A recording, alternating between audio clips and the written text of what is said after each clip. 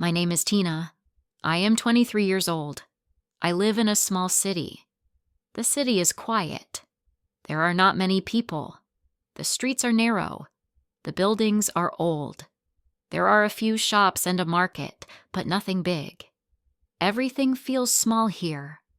My life feels small too. I work in a small shop. It sells vegetables and fruits.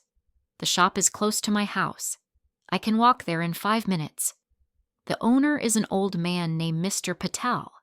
He is kind, but the job is not good. I earn very little money. The money is just enough for food and rent. I cannot buy new clothes or save for big things. I want more. I want to see the world. I want to have a better life. My English is not so good. I learned some in school, but I don't use it much. In my small city, most people speak my language. When I hear English on TV or from tourists, it sounds fast and strange. I don't understand everything. Sometimes I feel ashamed. I think, Tina, you need to learn. You need to be better.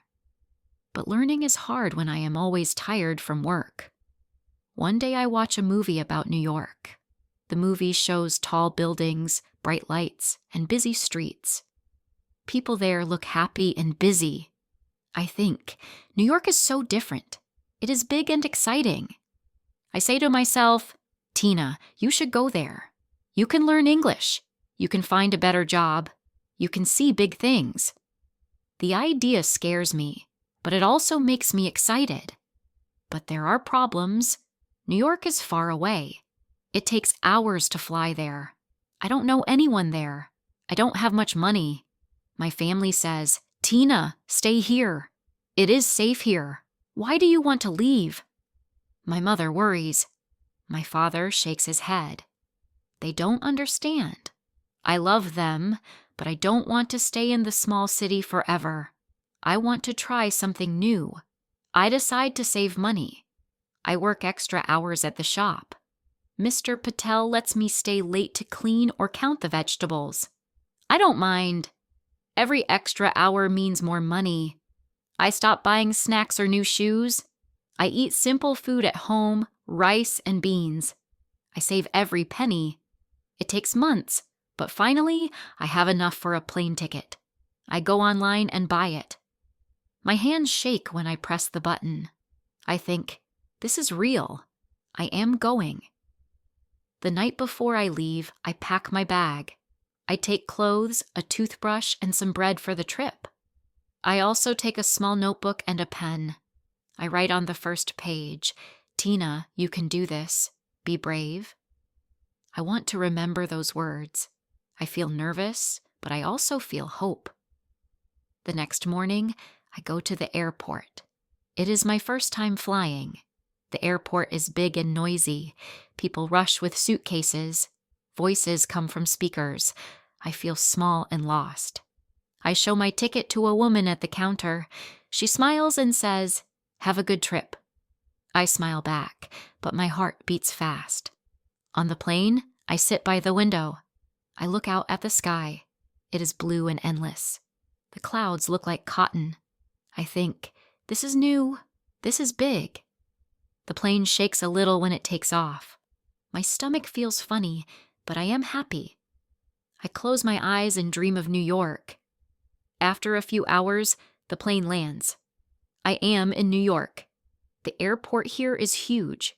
There are signs everywhere, in English, Spanish, and other languages. Some words I know, like exit and bathroom. Some I don't, like baggage claim.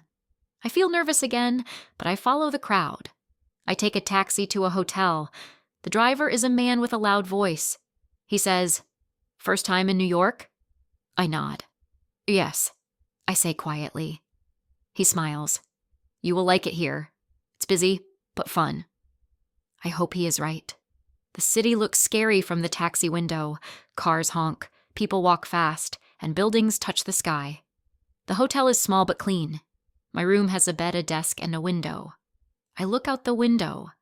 I see tall buildings and bright lights. People walk on the streets below. Some carry bags. Some talk on phones.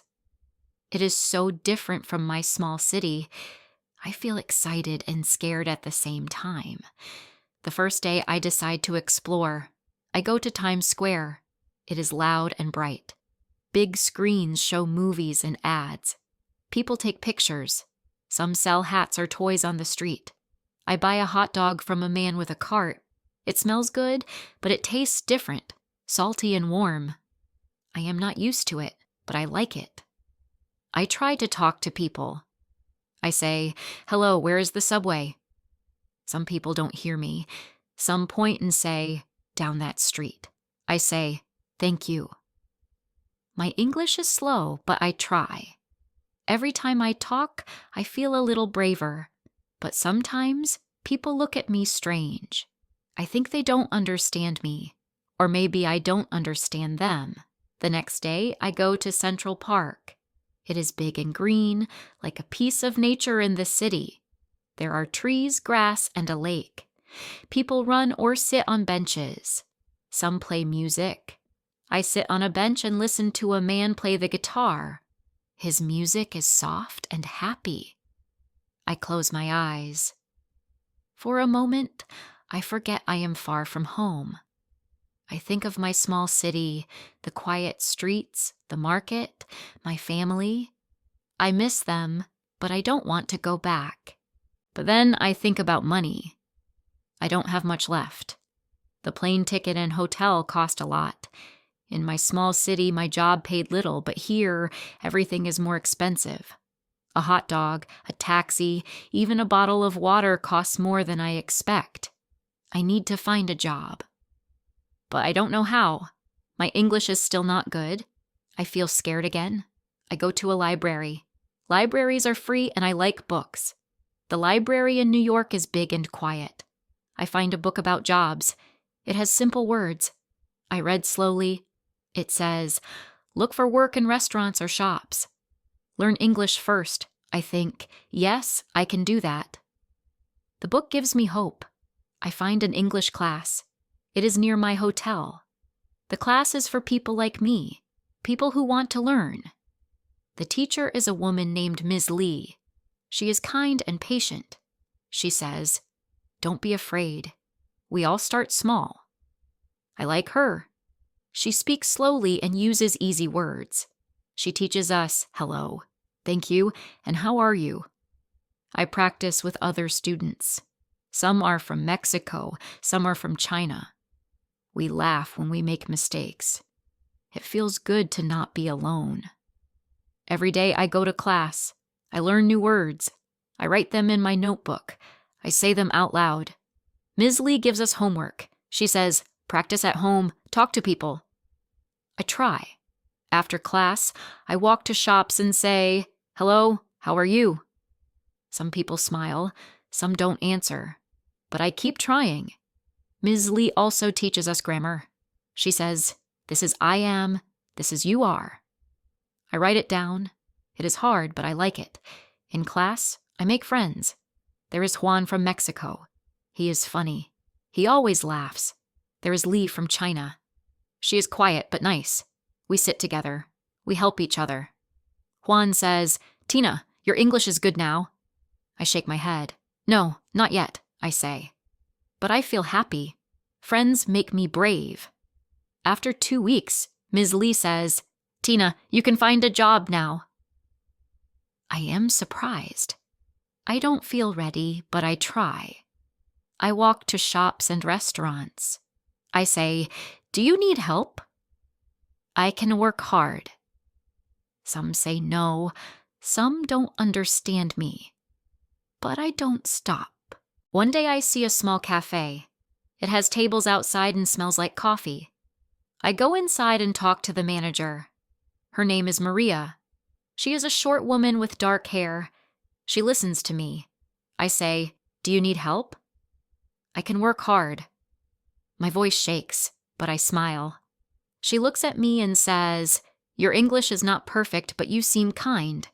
We need someone to clean and serve coffee." I say, "Thank you. I will work hard." My heart jumps with happiness. The job is not easy. I work long hours. I carry trays of coffee and clean tables. Sometimes customers talk fast. I don't understand. I say, "Sorry, can you say again?" Most people are patient. Some even help me. One woman teaches me please and excuse me. Another man says, "Good job, Tina."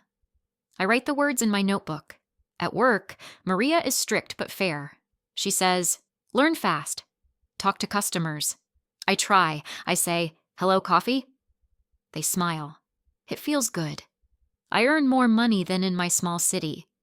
It is not a lot, but it is enough for food and a small apartment. I find a place to live with 2 other girls. Their names are Anna and Sophia. They are also new to New York. Anna is from Brazil. She likes to cook. Sophia is from Russia. She likes to draw. We share a kitchen and a bathroom. We talk and laugh. Sometimes we cook together. Anna makes rice and beans. It reminds me of home. Sophia draws pictures of the city. I feel like I have a new family. One weekend, I go to the Statue of Liberty. I take a ferry to see it. The water is shiny and blue. The sky is clear. The statue is big and green. It looks strong and proud. I take a picture with my phone. I think, "Tina, you did it. You came here. You are learning." Sometimes I miss my small city. I miss my family's voices. I miss the quiet mornings. But I don't want to go back. New York is hard, but it is also exciting. Every day I learn something new. My English gets better. I can say more words. I can understand more. My confidence grows. At class, Ms. Lee gives us new lessons. We learn about past and present. She says, "I go to the store." I went to the store. It is hard, but I practice. Juan and Lee help me. We make games. We say, "I eat pizza." I ate pizza. We laugh a lot. It makes learning fun. At the cafe, I meet more people. There is Tom, a regular customer.